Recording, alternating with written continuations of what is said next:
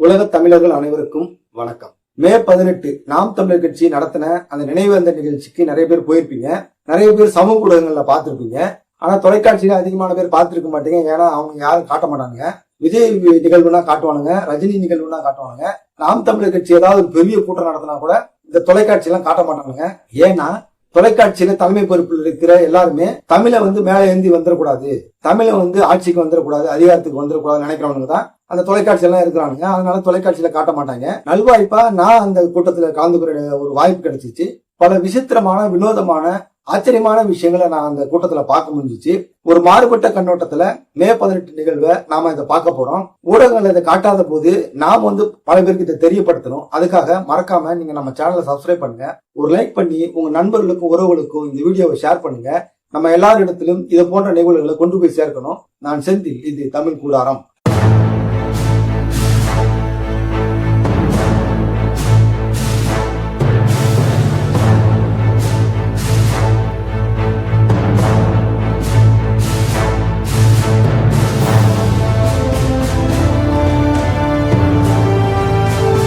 தாம்பரத்தை சேர்ந்த உறவுகள் நினைக்கிறேன். வாகனம் நிறுத்துற இடத்துல இருந்து அப்படியே பேரணி மாதிரி வந்தவங்க மாநாட்டினுடைய திடல் வாசலுக்கு வந்த உடனே ரெண்டு தம்பிங்களை பார்த்து அந்த கூட்டத்தில் இருக்கிற தலைவர் சொல்றாரு, தம்பி போடுறா அப்படின்னாரு.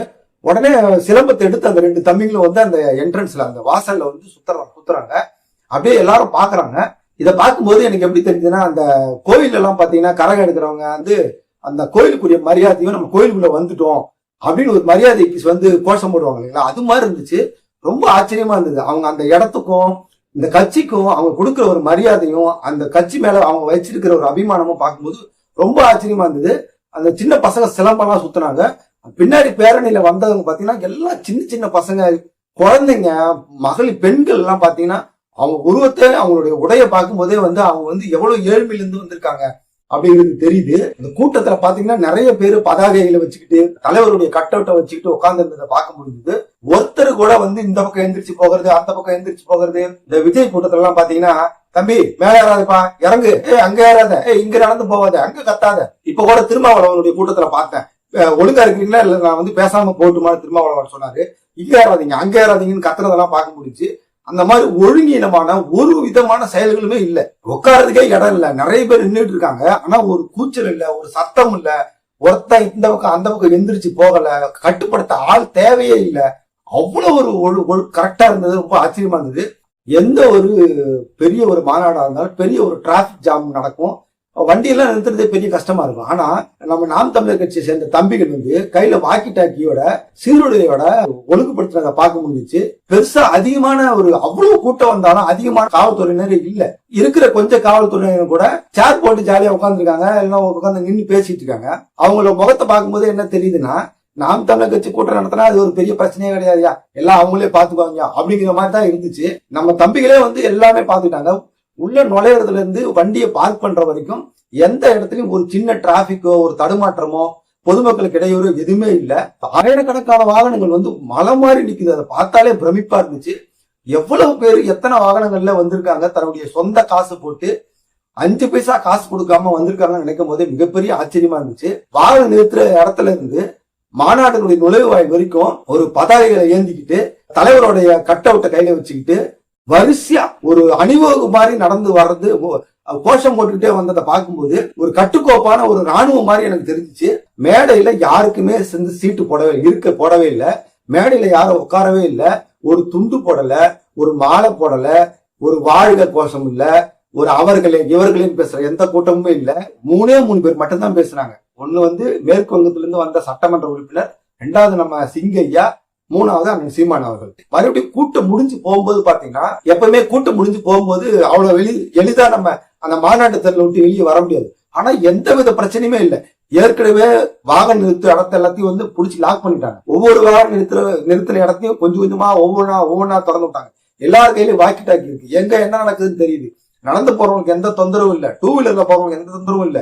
அந்த பேருந்துகள்லாம் வரிசையா ஒன்னொன்னா வெளியே வருது. ஒரு மாநாடு, இத்தனை ஆயிரம் பேர் கலந்துகிட்ட ஒரு மாநாடு, எந்த விதமான டிராபிக் இல்லாம எல்லாம் விலகி போனது பார்க்கும்போது ஒரு அற்புதமான ஒரு காட்சியா இருந்துச்சு. எவ்வளவு ஒரு அருமையா ஒருங்கிணைச்சிருந்தாங்க நம்முடைய உறவுகள் பார்க்கும்போது ரொம்ப ஆச்சரியமா இருந்தது.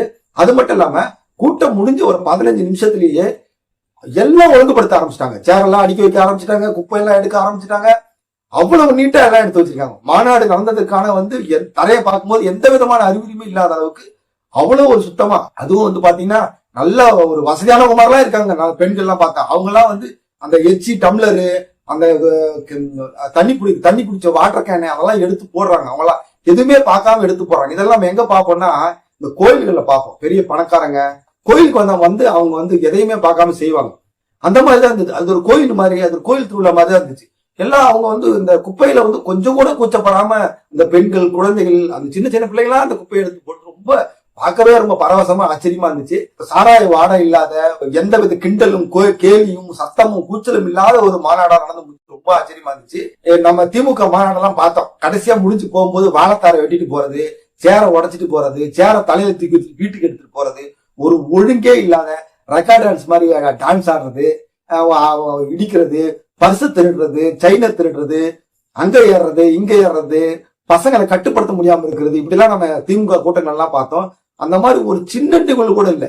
இதை பாராட்டுறதுக்கு எந்த ஊடகங்களுக்கு கூட ஒரு மனசு வரல. இந்த செய்தி ஊடகங்கள்லாம் பாத்தீங்கன்னா இப்படி ஒரு நிகழ்ச்சி நடந்திருக்கு, இவ்வளவு சுத்தமா நடத்துறாங்க, இவ்வளவு ஒழுக்கமா நடத்துறாங்க, இவ்வளவு ராணுவ கட்டுப்பாடோடு நடத்துறாங்க பாருங்கன்னு காட்டுறது கூட இந்த திருட்டு பள்ளிகளுக்கு எவனுக்கு மனசே வரல. பாத்தீங்களா, காட்ட மாட்டாங்க. காட்டிட்டா சீமான் மேல வந்துருவாரு. தமிழர்கள் அதிகாரத்துக்கு வந்துட்டா என்ன பண்றது, நமக்கு ஆபத்தாயிருமே அப்படின்ட்டு இவனுங்க எல்லாம் பயப்படுறாங்க. இந்த பெண்களுடைய குழந்தைகளுடைய கூட்டத்திலாம் நான் பார்க்கும்போது அம்மையார் கனிமொழி அவர்கள் சொன்ன அந்த வார்த்தை தான் எனக்கு ஞாபகம் வந்துச்சு. இந்த விஜயலட்சுமி இவனுங்க தூண்டி விட்டு எழுப்பிட்டானுங்கல்ல, இவ்வளவு அசிங்கமா எல்லாம் பண்றாங்க, இவ்வளவு அசிங்கமான கேஸ் எல்லாம் வருது, சீமான் மேல இவ்வளவு ஒரு தூஷணம் எல்லாம் வருது, எப்படி சீமான் கட்சியில இவ்வளவு பெண்கள் போறாங்க, இந்த பெண்கள் எல்லாம் சீமான் கட்சி விட்டு வரணும் அப்படின்னாங்க. ஆனா எத்தனை அவமானங்களை நீங்க கொண்டு வந்தாலும், எத்தனை விதமான சூழ்ச்சிகளை கொண்டு வந்தாலும் பாத்துங்க, அவ்வளவு பெண்கள் அவ்வளவு குழந்தைகள் பார்க்கும்போது அதெல்லாம் ஒரு இதுக்கு கூட அவங்க மதிக்கவே இல்லைன்னு தெரியுது. அவ்வளவு பெண்கள் வர்றதை பார்க்கும்போது இந்த விஜயலட்சுமி மேட்டரப்ப நடந்ததெல்லாம் ஒரு தூசி மாதிரி போயிருச்சு. அதெல்லாம் இவங்க மதிக்கவே இல்லை. சீமான் மட்டும்தான் தமிழர்களின் நம்பிக்கை, சீமான் மட்டும்தான் இப்ப இருக்கிறதுல தமிழர்களுக்கு ஒரே நம்பிக்கை சீமான் மட்டும்தான். பெண்கள் எல்லாருமே நம்புறத தெளிவா அந்த கூட்டத்தில் நம்மளால பார்க்க முடியுது. நீங்க இன்னும் கூட எத்தனை வேணா பரப்புங்க, இன்னும் கூட எத்தனை பேர் வேணா கூட்டிட்டு வாங்க, எத்தனை லட்சுமியை கூட்டிட்டு வாங்க, எவ்வளவு அசிங்கப்படுத்துங்க, இதை விட இந்த கட்சி வளரும் என்பதற்கு மிகச்சிறந்த உதாரணமா இந்த கூட்டம் இருந்துச்சு. ஏன் இந்த திராவிட கட்சிகள் நாம் தமிழர் கட்சியை பார்த்து பயப்படுதுங்கிறத இந்த கூட்டத்தை பார்க்கும்போது நான் தெரிஞ்சுக்கிட்டேன். இந்த ராணுவ கட்டுப்பாடு சோர்வு கிடையாது, தோல்வியை பார்த்த பயம் கிடையாது. ரொம்ப ஆச்சரியமான விஷயம் என்னன்னு கேட்டீங்கன்னா, நீட் தேர்வுல இறந்து போன நம்முடைய சகோதரிகள்ல இருந்து ஈழத்துல நமக்காக உயிர் தியாகம் செய்த எல்லாருடைய புகைப்படங்கள் நான் நிறைய பேர் கேள்விப்பட்டதே இல்லை. அங்க அவங்களோட புகைப்படங்கள்லாம் போட்டு அவங்க இறந்த வருடங்கள், அவங்க வகுத்த பொறுப்பு எல்லாமே போட்டிருந்தாங்க. அது இல்லாம நம்ம தமிழ் புலவர்கள், நம்ம தமிழ்நாட்டுல பிறந்த மிகப்பெரிய ஆளுமைகள், கண்ணதாசன்ல இருந்து நாமக்கல் கவிஞர்ல இருந்து எல்லாருமே அங்க போன ஒரு கண்காட்சி மாதிரி இருந்தது. அத அவ்வளவு பதாகைகளையும் அவ்வளவு புகைப்படங்களையும் அந்த நினைவேந்தலையும் பார்க்கவே நீங்க முடியாது. அது மட்டும் இல்லாம நாம் தமிழர் கட்சியில் இருக்கிற ஒவ்வொரு பாசறை இருக்கு இல்லைங்களா, இளைஞர் பாசறை, இந்த பனையேறும் தொழிலாளர்களுடைய பாசறை, தொழிலாளர் பாசறை, எல்லா பாசறைக்கு தனித்தனியான குடில்கள் போட்டு எல்லாத்துலயும் ஒரு கண்காட்சி மாதிரி போட்டு ரொம்ப ஆச்சரியமான அதிசயமா இருந்துச்சு. எவ்வளவு தோத்துக்கிட்டே இருக்கீங்களே, எல்லா தேர்தலையும் தோத்துக்கிட்டே இருக்கீங்களே, உங்களுடைய தொண்டர்களுக்கு உங்களுடைய தம்பிகளுக்கு சோர்வு வந்துடாதா அப்படின்னு எல்லாரும் என்னை கேட்கறாங்க அப்படின்னு நான் சீமான் சொல்லிட்டு, வரவே வராது. ஏன்னா எனக்கும் என்னுடைய தம்பிகளுக்கும் என்னுடைய பிள்ளைகளுக்கும் இருக்கிறது வயிற்று பசி இல்ல, உணவு பசி இல்ல, அது சுதந்திர பசி. சுதந்திரத்தை அடைய வரைக்கும், அடிமத்தனத்திலிருந்து இந்த இனம் மீளும் வரைக்கும் சோர்வே எங்களுக்கு வராது. ஏன்னா இது ஒரு சாதாரண அரசியல் கட்சி இல்ல, இது புரட்சிகர பயணம், புரட்சி இயக்கம் அப்படின்னு சொன்னது எனக்கே கேட்கும் போது மெய்சில் இருக்கிற விதமா இருந்துச்சு. இந்த ராணுவ கட்டுப்பாட்டையும் இந்த ஒழுக்கத்தையும் இந்த விடாமுயற்சியையும் இந்த சோர்ந்து போகாம இருக்கிற இந்த தொண்டர்களை பார்த்துதான், இந்த தம்பிகளை பார்த்துதான் இந்த திராவிட கட்சிகள் ரொம்ப கதறாங்க, பயப்படுறாங்க. அதுக்காக தான் சூழ்ச்சிகளை கொண்டு வந்து ஏவறாங்க. பல பேரை தூண்டி விடுறாங்க, சின்னத்தை மறைக்க பாக்குறாங்க, சின்னத்தை புடுங்க பாக்குறாங்க. இது மாதிரியான சூழ்ச்சிகளை ஏன் செய்யறாங்கன்னா, இந்த ஒரு ராணுவ கட்டுப்பாட்டை பார்த்துதான் அவங்க பயப்படுறாங்க, ரொம்ப பயப்படுறாங்க. ஏன்னா விடுதலை சிறுத்தைகள் கட்சி பாக்குறாங்க, திமுக கட்சி கூட்டத்தெல்லாம் பார்க்கும்போது இதை அப்படியே பார்க்கும்போது இவ்வளவு டிசிப்ளினா இருக்காங்களே, இவங்க ஏதாவது பண்ணிடுவாங்களோ, இவங்க மேல வந்துருவாங்களோ, இவங்க நம்மளை ஒழிச்சிருவாங்களோ அப்படின்னு அவங்க பயப்படுறாங்க.